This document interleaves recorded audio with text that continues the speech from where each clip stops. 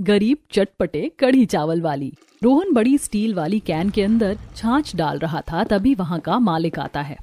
अरे ठीक है, तुम जल्दी से सबको दही और छाछ देकर आ जाओ। इसके बाद मैं किसी जरूरी काम से जाऊंगा, तो तुम तबेले को संभाल लेना भाई। ठीक है मालिक, मैं बस अभी जल्दी से सबको लस्सी देकर आ जाता हूँ। उसके बाद रोहन उन सभी कैन को बाइक के दोनों तरफ बांध देता है और गली गली जाकर सभी के घरों में दही और लस्सी देता है। उसने आगे लाउड स्पीकर लगा रखा था, जिसके अंदर से आवाज आ रही थी, दही ले लो, छाछ लो, बढ़िया बढ़िया ताजा ताजा ठंडी ठंडी छाछ, देसी छाछ। भैया जरा एक गिलास एक्स्ट्रा दे देना, आपकी लस्सी बहुत अच्छी होती है, बच्चों को बहुत पसंद आती है। जी बहन जी, अभी दे देता हूँ। और भैया मैं जानती हूँ कि आज 2 तारीख हो गई है, अभी हमने पैसे नहीं दिए पिछले महीने के, लेकिन सेठ जी से कह देना कि हम 1-2 दिन में सारा हिसाब क्लियर कर देंगे। जी आप इस चीज की चिंता मत कीजिए, आप तो हमारे रेगुलर कस्टमर हैं, तो इतनी परेशानी वाली कोई बात नहीं है। लस्सी देने के बाद रोहन वहाँ से चला जाता है। अपना सारा काम खत्म करने के बाद वह तबेले में वापस जाता है, जहाँ पर मालिक रवि भाई साहब के घर दही देने गया था, तो उन्होंने कहा है कि आज 2 तारीख होने के बाद उन्होंने हिसाब क्लियर नहीं किया, लेकिन 1-2 दिन में कर देंगे। ठीक है, तुम सारी सफाई अच्छे से कर देना, अब मैं चलता हूँ। जी मालिक। रोहन अपने काम में बहुत अच्छा था और वो हर बात की अपडेट देता था, साथ में अपना काम बहुत अच्छे और ईमानदारी से भी करता था।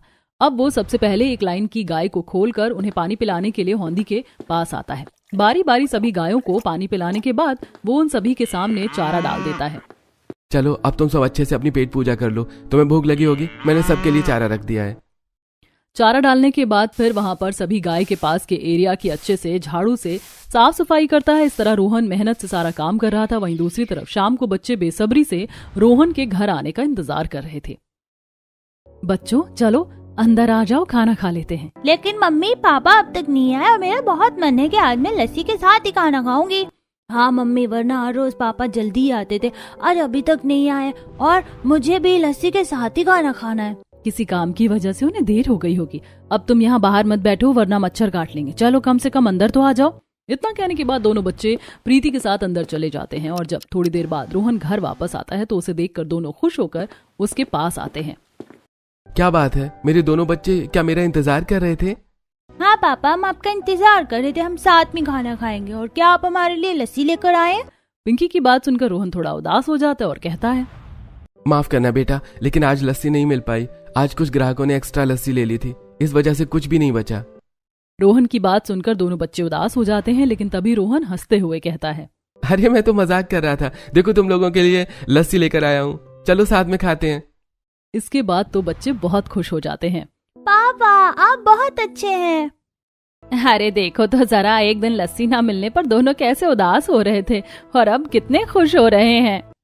हाँ, बच्चे तो ऐसे ही होते हैं, हर रोज घर पर लस्सी आने का इंतजार करते हैं और उसके बिना तो खाना तक नहीं खाते। इन दोनों का लस्सी और दही के बिना कहाँ खाना गले से नीचे उतरता है। इन दोनों को तो इतनी बुरी आदत हो गई है दही या लस्सी लेने की खाने के साथ में। इसीलिए तो मैंने इन दोनों के लिए कल की बची लस्सी और दही के साथ आज खाने में चटपटी कढ़ी भी बनाई है। ये बात सुनकर बच्चे और खुश हो जाते हैं। प्रीति ने सबके लिए बढ़िया गर्मा गर्म चटपटी कढ़ी और चावल बनाए थे और उसके साथ बच्चे लस्सी पी रहे थे। मम्मी आपने बहुत ही स्वादिष्ट चटपटे कढ़ी चावल बनाए, आपके हाथों के कढ़ी चावल तो बहुत अच्छे लगते हैं। हाँ मम्मी, हमारे स्कूल में भी सब बच्चे कहते हैं तुम्हारी मम्मी बहुत चटपटे कढ़ी चावल बनाती है, सबको बहुत अच्छे लगते हैं और मुझे भी। हाँ मुझे पता था तुम दोनों बहुत उदास हो गए थे, इसीलिए मैंने तुम्हारे लिए पहले ही चटपटे कढ़ी चावल बना लिए थे। वैसे बहू, मुझे भी तुम्हारे हाथ के चटपटे कढ़ी चावल तो सच में बहुत अच्छे लगते हैं। हाँ सच में, भाभी जैसी चटपटी कढ़ी बनाती है ना, ऐसी जायकेदार कढ़ी बहुत कम लोग बना पाते हैं। इस तरह सभी साथ में बैठकर कढ़ी चावल खाते हैं और उसके बाद रात को प्रीति जब बर्तन धो रही थी तब रोहन उसके पास आता है। अच्छा सुनो, आज सेठ ने पगार नहीं दी है मेरी, मुझे लग रहा है कि अब मुझे सोमवार को ही वो देंगे, तो सोमवार आने में अभी 4 दिन बचे हैं, तो क्या घर में इतने पैसे हैं कि 4 दिन का गुजारा हो जाएगा? हाँ आप चिंता मत कीजिए, मैं राशन थोड़ा बहुत उधार ले आऊंगी, अगर कम भी होगा तो 4 दिन की ही तो बात है, जैसे तैसे करके बीत जाएंगे। हाँ, क्योंकि इस बार कुछ ग्राहकों ने पैसे समय पर नहीं दिए हैं और हमारा मालिक भी ऐसा ही है, जब तक सारे पैसे नहीं आते तब तक पगार नहीं देता। दोनों पति पत्नी बात करते और उसके बाद सब सो जाते हैं। अगले दिन सुबह उठकर रोहन बाकी दिनों की तरह ही अपना काम करने के लिए तबेले पर जाता है और वहां जाने के बाद वो लस्सी के स्टील के बर्तन अच्छे से धोता है। बर्तन लेकर वह तबेले के पीछे वाली रसोई में जाता है, जहाँ पर मिट्टी के घड़े में पवन लस्सी बना रहा था। क्या अभी लस्सी नहीं बनी है? अरे नहीं, बस 15 मिनट और लगेगी, उसके बाद सारी लस्सी बन जाएगी। हाँ ठीक है, मैं तब तक तबेले का एक राउंड लगा कर आता हूँ। थोड़ी देर बाद जब लस्सी बनकर तैयार हो जाती है तो उसके बाद रोहन अपने स्टील के बर्तन में लस्सी डाल लेता है और उसे गली गली जाकर बेचना शुरू करता है। दही ले लो, छाछ ले लो, बढ़िया बढ़िया ताजा ताजा छाछ, दही, छाछ, देसी छाछ। सबसे पहले रोहन उन घरों में जाता था जहां पर हर रोज की लस्सी का एक फिक्स अमाउंट जाना तय होता था। उसके पास जो छाछ या दही बच जाती थी वो उसे बेचने के लिए और दूसरी गलियों में घूमता है। पूरा दिन मेहनत करने के बाद वो वापस तबेले में जाता है और वहां का काम करता है। दिन गुजरते हैं, कुछ दिन बाद उसकी पगार भी आ जाती है। अरे लो तुम्हारी पगार, तुम काम बहुत अच्छा कर रहे हो और इसी तरह तुम अपने काम पर ध्यान देते रहना। जी शुक्रिया मालिक। उसके बाद रोहन घर वापस आ जाता है और घर आने के बाद वो सारे पैसे प्रीति को दे देता है। चलो कम से कम मेरी पगार तो आ गई, अब इतनी चिंता नहीं है। हाँ, दुकानदार भी आज पैसों के लिए पूछ रहा था, आज जाकर उसका हिसाब किताब क्लियर कर दूंगी। अब शाम को ही प्रीति राशन की दुकान पर जाती है और उसका पिछला हिसाब किताब क्लियर कर देती है। अब तो सारा हिसाब क्लियर हो गया है, आप मुझे अब घर के लिए थोड़ा राशन दे दीजिए। अरे जी बिल्कुल बहन जी, जब हिसाब क्लियर हो ही गया है तो फिर मैं आपको राशन के लिए कैसे मना कर सकता हूँ भला। सारा राशन लेने के बाद प्रीति घर वापस आती है और उसके बाद रात के लिए सबके लिए खाना बनाती है। वो चूल्हे पर सबके लिए गर्मा गर्म रोटी बना रही थी और साथ में रिया सिलबट्टे पर चटनी पीस रही थी। मम्मी क्या आज खाने में सब्जी नहीं है? नहीं बेटा, तुम्हारे पापा की पगार नहीं आई थी इसीलिए मैं सब्जी लेने नहीं गई थी, इसीलिए आज हमें चटनी के साथ ही रोटी खानी होगी। तो मम्मी आप हमारे लिए फिर चटपटी कढ़ी ही बना देती। बेटा बना तो देती, लेकिन कल की लस्सी खत्म हो गई थी इसीलिए बना नहीं पाई। कोई बात नहीं, आज तुम चटनी के साथ छाछ के साथ खा लेना। इस तरह सभी चटनी और छाछ के साथ खाना खा रहे थे। यूं ही दिन गुजर रहे थे, लेकिन एक दिन जब रोहन छाछ और दही देने के लिए गली गली लोगों के घर जाकर उन्हें दही दे रहा था, तब एक ग्राहक कहता है, रोहन भाई आजकल तुम्हारी लस्सी और दही में वो स्वाद नहीं आ रहा है, बहुत ज्यादा खट्टा बना रहा है। मुझे लगता है कि शायद किसी वजह से कल ऐसा हो गया होगा। लेकिन सिर्फ कल की ही बात नहीं है, ऐसा हर रोज हो रहा है। एक हफ्ता होने को आ गया लेकिन अब तक कोई सुधार नहीं हुआ, बहुत ज्यादा खट्टा हो रहा है। हाँ, लेकिन ऐसा कैसे हो सकता है? एक काम करो, मुझे आज थोड़ी ही लस्सी और थोड़ी ही दही देना बस। इस तरह उस दिन तो रोहन को हर कोई लस्सी और दही लेने से मना करता है। हर किसी ने उस दिन कम लस्सी और कम ही दही ली थी। ये सारी बात रोहन वापस जाकर तबेले के मालिक को बताता है, जिसके बाद वो भड़कते हुए कहता है, अरे लेकिन ऐसा कैसे हो सकता है, आज से पहले तो कभी कोई शिकायत नहीं आई थी, अब अचानक से ऐसा कैसे हो रहा है? तुम्हारी गलती होगी जरूर कुछ। लेकिन मालिक इसमें भला मैं क्या कर सकता हूँ? मेरी इसमें कोई गलती नहीं है, मेरा विश्वास कीजिए। मैं तो हर रोज की तरह ही ठीक से वैसे ही लस्सी देकर आता हूँ। मुझे लग रहा है कि जब तुम गाय का दूध निकालते हो या तुम उस बर्तन को ठीक से नहीं धोते या फिर जिस बर्तन में तुम लस्सी लेकर जाते हो उस बर्तन को ठीक से नहीं धोते, कहीं ना कहीं तो कमी आ रही है। तुम्हें इस बात का पता लगाना होगा वरना अच्छा नहीं होगा। उस दिन रोहन को मालिक से बहुत ज्यादा डांट पड़ती है और शाम को जब वो लस्सी लेकर घर जाता है और जब सब खाने के साथ लस्सी पीते हैं तो उन्हें भी लस्सी बहुत ज्यादा खट्टी लगती है। ओहो, मुझे तो लस्सी बहुत खट्टी लग रही है, मुझे लस्सी नहीं पीनी। हाँ, आज तो लस्सी बिल्कुल भी अच्छी नहीं है पापा, बहुत ज्यादा खट्टी लग रही है। यही तो शिकायत हर जगह से आ रही है, समझ नहीं आ रहा कैसे हो रहा है, पता नहीं मैं क्या करूंगा। उसके बाद प्रीति घर की जमाई हुई दही लाती है और उसमें थोड़ी सी लस्सी और पानी डालकर उसे अच्छे से मिक्स कर लेती है और उसके बाद सबको पीने के लिए लस्सी देती है। लो, अब ये लस्सी पीने लायक हो गई है, अब इसमें वो खट्टापन नहीं आएगा। उसके बाद बच्चे लस्सी पीते हैं तो उन्हें लस्सी पीने में अब थोड़ी ठीक लगती है। बेटा, आजकल लस्सी इतनी खट्टी क्यों हो रही है? पता नहीं माँ, इसी वजह से मुझे आज बहुत डांट पड़ी है। मेरा तो सारा मूड खराब हो गया। मालिक भी कह रहा है कि जो कुछ है मेरी वजह से हो रहा है, लेकिन मैं तो ठीक से सारे बर्तन साफ करता हूँ। इतना ही है तो कल फिर से अच्छे से साफ करूंगा। अगले दिन रोहन फिर से काम पर जाता है और आज बर्तनों को बहुत अच्छे से धोता है, यहाँ तक कि बार बार अच्छे पानी से उसे अच्छे से साफ कर लेता है ताकि कुछ भी खराब होने की गुंजाइश ही पैदा ना हो। उस दिन वो हर जगह लस्सी देकर आता है। वहीं दूसरी तरफ प्रीति जब घर का सारा काम कर रही थी वह कपड़े धोकर सुखा रही थी। चलो फाइनली सारा काम खत्म हो गया, अब जाकर चटपटी कढ़ी बना लेती हूँ। आज शीला आंटी का चटपटी कढ़ी खाने का बहुत मन कर रहा है। वैसे भी कल की खट्टी लस्सी बची है, उसकी तो चटपटी कढ़ी और भी ज्यादा स्वादिष्ट बनेगी। अब प्रीति घर के अंदर जाती है और कढ़ाई लेकर उसमें खट्टी लस्सी डालने के बाद वो उसमें बेसन का घोल डाल देती है। उसके बाद प्रीति उसे अच्छे से घुमाने लगती है।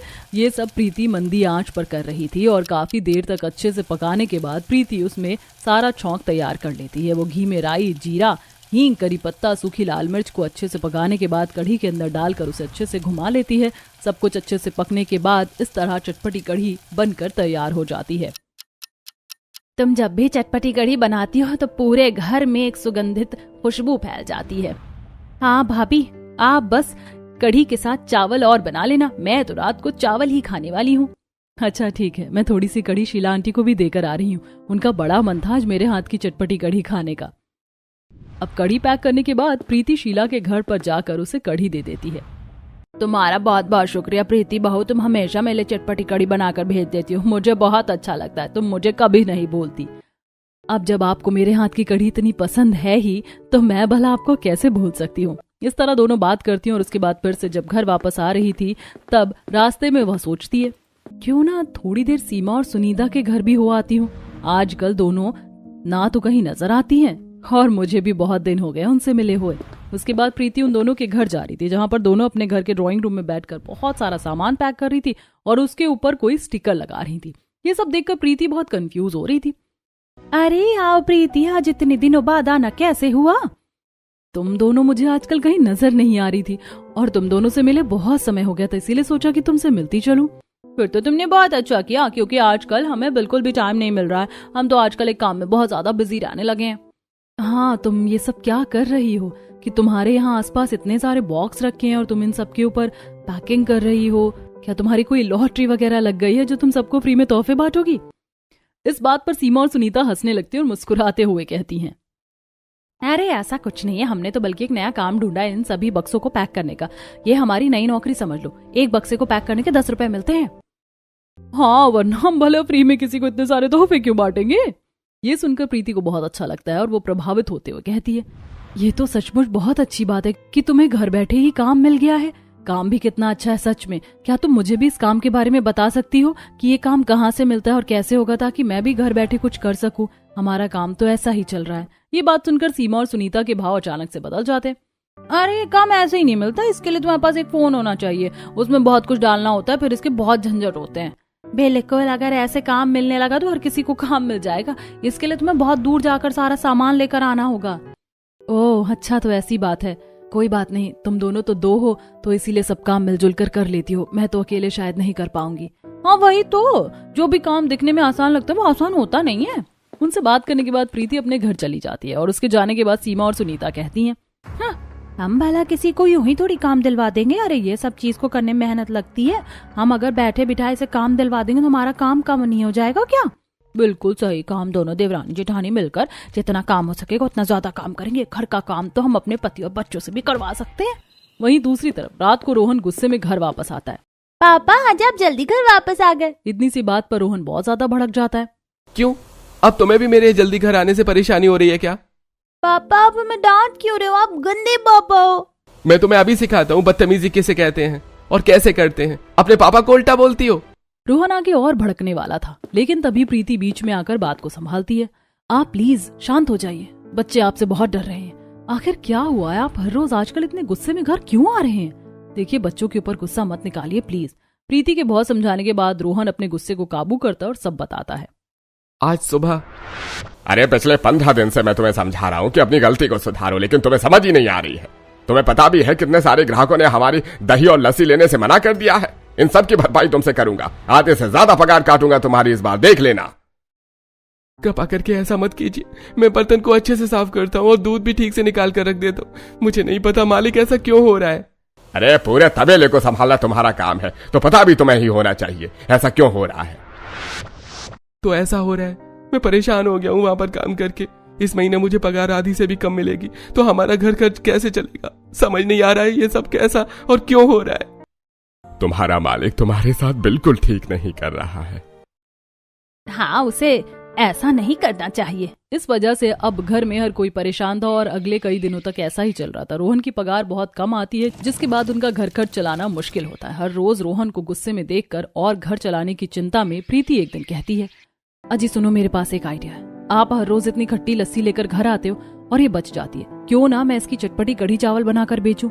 आपको पता है सीमा और सुनीता भी डिब्बे पैक करने का काम करती हैं, तो मुझे भी कुछ काम करना चाहिए, कम से कम सहारा मिल जाएगा। बात तो अच्छी है, लेकिन तुम कढ़ी चावल अकेले बेचने जाओगी तो परेशान हो जाओगी। और कैसे करोगी? ठेला खरीदने के इस बार हमारे पास पैसे भी नहीं हैं। थोड़ी देर सोचने के बाद प्रीति को एक शानदार आइडिया आता है। मेरे पास एक आइडिया है, क्यों ना बाइक के पीछे एक छोटा सा ठेला सा होता है लगाने का, उसे हम बाइक के साथ जोड़ देते। इसके बाद जब आप छाछ और दही बेचने जाएंगे तब हम वहां पर अपने कढ़ी चावल भी बेच सकते हैं। इस तरह दोनों काम एक साथ हो जाएंगे। रोहन को प्रीति का आइडिया बहुत अच्छा लगता है और अगले ही दिन वह कबाड़ी वाले के पास जाता है और उसे ढांचा बता देता है। ठीक है, मेरे पास एक बुग्गी है, बस उसमें आगे को मुझे एक पहिया और लगवाना है, मैं तुम्हें ये बनवा कर दे दूंगा। ठीक है, और मैं तुम्हें पैसे इस महीने के आखिर तक दे दूंगा।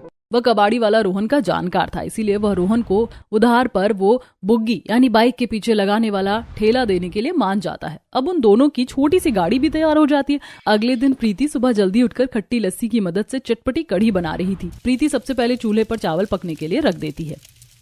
जब तक चावल बनकर तैयार होंगे तब तक कढ़ी का घोल भी तैयार कर लेती हूँ। तब वहाँ रोहन आता है। तुम जब तक अपनी चटपटी कढ़ी बनाकर तैयार कर लो, मैं तबेले से जाकर लस्सी ले आता हूँ। उसके बाद यहाँ से हम साथ में चलेंगे। चावल पकने के बाद प्रीति कढ़ाई लेकर उसमें खट्टी लस्सी डालने के बाद वो उसमें बेसन का घोल डाल देती है। उसके बाद प्रीति उसे अच्छे से घुमाने लगती है। ये सब प्रीति मंदी आंच पर कर रही थी और काफी देर तक अच्छे से पकाने के बाद प्रीति उसमें सारा छौंक तैयार कर लेती है। वो घी में राई, जीरा, हींग, करी पत्ता, सूखी लाल मिर्च को अच्छे से पकाने के बाद कढ़ी के अंदर डालकर उसे अच्छे से घुमा लेती है। सब कुछ बनकर तैयार हो जाता है और उसके बाद प्रीति बाइक के पीछे जुड़े हुए ठेले पर सारा सामान रखती है। आज तुम दोनों का पहला दिन है, मैं चाहती हूँ कि तुम दोनों का काम बहुत अच्छा चले। हाँ, भगवान करे तुम्हारा पहले ही दिन काम बहुत अच्छा चल जाए। दोनों बाइक पर सवार होकर वहाँ से चले जाते हैं और आज लाउड स्पीकर में दो आवाज गूंज रही थी, जैसे दही ले लो, छाछ ले लो, बढ़िया बढ़िया ताजा ताजा ठंडी ठंडी छाछ, देसी छाछ, लेकिन इसके साथ हम आपके लिए लेकर आए हैं गर्मा गर्म चटपटे कढ़ी चावल, एक बार खाएंगे तो खाते ही रह जाएंगे। इस तरह दोनों छाछ और दही के साथ अपने चटपटे कढ़ी चावल का भी प्रचार कर रहे थे। भैया, आपकी दही और लस्सी तो इतनी खट्टी होती है, चटपटे कढ़ी चावल कैसे होंगे? चटपटे कढ़ी चावल तो बहुत अच्छे होंगे। अगर आपको यकीन नहीं होता तो आप टेस्ट करने के लिए थोड़े से ले सकते हैं। प्रीति उन्हें चटपटे कढ़ी चावल डाल कर देती है और आज पहले दिन तो उन्हें कई जगह टेस्ट करने के लिए चटपटे कढ़ी चावल देने पड़ते हैं। अब हर रोज दोनों ऐसा ही करते थे। जिसने भी प्रीति के हाथ के बने चटपटे कढ़ी चावल खाए थे उन्हें बहुत अच्छे लगते हैं। और अगले दिन, हाँ, आप मुझे तो 2 प्लेट कढ़ी चावल दे दीजिए। सच में कल आपके चटपटे कढ़ी चावल खाकर तो मजा आ गया, बच्चों को भी बहुत अच्छी लगी। आज मैं खाना नहीं बनाऊंगी, यही खाऊंगी। जी अभी देते हैं। इस तरह सभी को उनके चटपटे कढ़ी चावल बहुत अच्छे लगते हैं। अब हर कोई खुशी खुशी उनसे चटपटे कढ़ी चावल खरीद रहा था। अरे भाई, मुझे भी 3 प्लेट चटपटे कढ़ी चावल दे दीजिए। मेरी पत्नी तो कहती है कि आप दोनों के चटपटे कढ़ी चावल बहुत अच्छे होते हैं और साथ में घर जैसा ही खाना है, तो रोज भी खा लेंगे तो कोई दिक्कत नहीं होगी। हाँ बिल्कुल, हम भी रोज घर पर चटपटे कढ़ी चावल बनाते हैं। इस तरह उन दोनों के साथ कई ग्राहक जुड़ रहे थे, लेकिन वहीं दूसरी तरफ मालिक का अभी भी रोहन पर गुस्सा वैसा ही था। अरे पता नहीं कब तुम अपना काम ठीक से करोगे, इस महीने की तो पगार मैं तुम्हें बिल्कुल नहीं देने वाला। ऐसा मत कीजिए, आपको पता है ना मेरे घर में कितनी परेशानी चल रही है। मेरी क्या गलती है अगर ऐसा हो रहा है तो? अरे मैं कुछ नहीं कर सकता, मेरा बहुत घाटा हो रहा है, आधी से कम पगार मिलेगी तुम्हें। अब रोहन जब घर आ रहा था तो सामने से अचानक से एक बिल्ली आ जाती है, जिसकी वजह से बाइक पर उसका बैलेंस खराब हो जाता है और वो गिर जाता है, जिससे रोहन के पैर में फ्रैक्चर हो जाता है। वहाँ आसपास के लोग उसे अस्पताल लेकर जाते हैं और उसकी पट्टी करवाते। प्रीति उसे अस्पताल से लेने आती है और रिक्शा से घर लाती है। उसका पड़ोसी रोहन की बाइक लेकर घर आता है। अरे ये क्या हो गया? पहले ही जिंदगी में मुसीबतें कम होती हैं क्या जो और आ जाती हैं? कोई बात नहीं, जो होना था सो हो गया। लेकिन बेटा, अब तुम अच्छे से अपना ध्यान रखो, अब तुम्हें बिस्तर से उठना नहीं है। इतनी मुश्किल से काम संभाला था, सब खराब हो गया। अब हमारा कढ़ी चावल का काम कैसे चलेगा? चिंता क्यों करते हो, मैं हूं ना। प्रीति बाइक पर आगे बैठी है और रोहन ने पीछे से बाइक पकड़ी है। वो प्रीति को बाइक चलाना सिखा रहा है और आसपास में सभी लोग घूर कर उन्हें देख रहे थे। मुझे बड़ा अजीब लग रहा है, सब लोग घूर कर मुझे देख रहे हैं। सभी को घूरने दो, तुम बस बाइक चलाने पर ध्यान दो। तुम्हें बहुत शौक है ना बाइक चलाने का, तो दुनिया के बारे में मत सोचो, सिर्फ अपने शौक को पूरा करो। इस तरह रोहन प्रीति को अक्सर सपोर्ट करता था और उसी ने प्रीति को बाइक चलानी सिखाई थी। मुझे बाइक चलानी आती है तो मैं सब संभाल लूंगी। अब अगले दिन प्रीति बाइक चलाती है और पीछे इस बार उसके काम में मदद करने के लिए रिया जाती है। दही ले लो, छाछ ले लो, बढ़िया बढ़िया ताजा ताजा ठंडी ठंडी छाछ, देसी छाछ, उसके साथ हम आपके लिए लेकर आए हैं चटपटे बढ़िया कढ़ी चावल। लाउड स्पीकर में आवाज सुनकर सब लोग देखते हैं तो देखकर हैरान हो जाते हैं कि इस बार बाइक पर एक लड़की आई है जो कढ़ी चावल बेच रही है। उसे देखकर सब हैरान थे और कुछ लड़कियां बात कर रही थी। देखो तो वो भाभी कितनी अच्छी बाइक चला रही है, मैं भी बाइक चलाना सीखूंगी। हाँ बिल्कुल, मुझे भी बाइक चलाना बहुत पसंद है और अब मैं भी इनकी तरह बाइक जरूर चलाऊंगी। देखो तो कितनी कूल लग रही है। इस तरह प्रीति जल्दी ही गली गली मशहूर हो जाती है कि एक बाइक पर महिला आती है और वो चटपटे कढ़ी चावल बेचती है। इस वजह से अब प्रीति से ज्यादा लोग कढ़ी चावल खरीद रहे थे और सबको उसके चटपटे कढ़ी चावल अच्छे भी लग रहे थे। एक तो आप बाइक चला रही हैं और दूसरे आपके चटपटे कढ़ी चावल, हम तो दोनों के ही फैन हो गए हैं। अरे सच में भैया, आपके चटपटे कड़ी चावल खाकर तो मजा आ जाता है। इतना अच्छा खाना होता है कि कई बार अगर घर पर खाना ना भी बने तो सस्ते में घर का खाना मिल जाता है। जी आपका बहुत बहुत शुक्रिया। इस तरह हर कोई प्रीति की तारीफ कर रहा था और इसी तरह प्रीति बाइक पर कढ़ी चावल बेचना जारी रखती है। अब उसका काम बहुत अच्छा चल रहा था। ऐसे ही 3 महीने गुजर रहे थे। एक दिन तबेले के मालिक के पास, क्या बात है, तुम्हारा काम इतना मंदा चल रहा है और ऊपर से तुमने काम भी खराब कर लिया। इतनी खट्टी लस्सी और दही क्यों देते हो किसी को? अरे कैसी बातें करते हो मेरे यार, मैं भला जानबूझकर अपना काम खराब क्यों करूंगा? मुझे भी समझ में नहीं आ रहा है। और दही और लस्सी इतनी खट्टी क्यों हो रही है? इसी वजह से रोहन भी काम पर नहीं आ रहा है। पता नहीं उसने क्या कर दिया। हे भगवान, तुम मूर्खों वाली बात कैसे कर सकते हो? इसमें उसकी क्या गलती है भला? अरे लस्सी बनाने के लिए हमें नॉर्मल गर्म दूध चाहिए होता है। अगर तुम ज्यादा गर्म दूध में लस्सी बनाओगे तो लस्सी खट्टी होगी, बस सिंपल है। अरे हाँ, अरे इस बारे में तो मेरा ध्यान ही नहीं गया। मैंने नया लस्सी बनाने वाला रखा था। इस बारे में अब मैं ध्यान दूंगा। अरे तुम्हारा बहुत बहुत शुक्रिया। अब तबेले का मालिक पवन को सारी बात समझाता है और उसे कहता है कि वो बार बार लस्सी बनाए जब तक वह स्वादिष्ट बिना खट्टी वाली लस्सी नहीं बनती। पवन को भी बात समझ आ जाती है और वो लस्सी बनाकर देता है। इस बार वो हल्के गर्म दूध में लस्सी बनाता है तो लस्सी अच्छी बनती है, जिसे टेस्ट करने के बाद मालिक, हाँ अब बिल्कुल ठीक है। इस वजह से मैंने रोहन को भी कितना भला बुरा कहा है। बेचारा कितना अच्छा काम करता था। मालिक को अपनी गलती का एहसास होता है और वो रोहन से बात करने आता है। मुझे माफ कर दो, तुम दोबारा काम शुरू कर सकते हो। मालिक, अब मैं ठीक हो चुका हूँ। अब अपनी पत्नी की मदद करना चाहता हूँ। उसका काम अच्छा चल रहा है और हमने किराए पर दुकान सोची है। वहाँ पर हम अपनी दुकान करना चाहते हैं। अरे भाई देखो, ऐसा मत करो। तुम सब ग्राहकों को जानते हो और तुम अच्छे से यह काम करते थे। मैंने दूसरा लड़का रखा लेकिन काम ठीक नहीं चला। इस बार तुम्हें अच्छी पगार दूंगा। मालिक के बार बार निवेदन करने के बाद, ठीक है, मैं तबेले का पूरा ध्यान नहीं रख पाऊंगा लेकिन सुबह छाछ और दही देने चला जाऊंगा।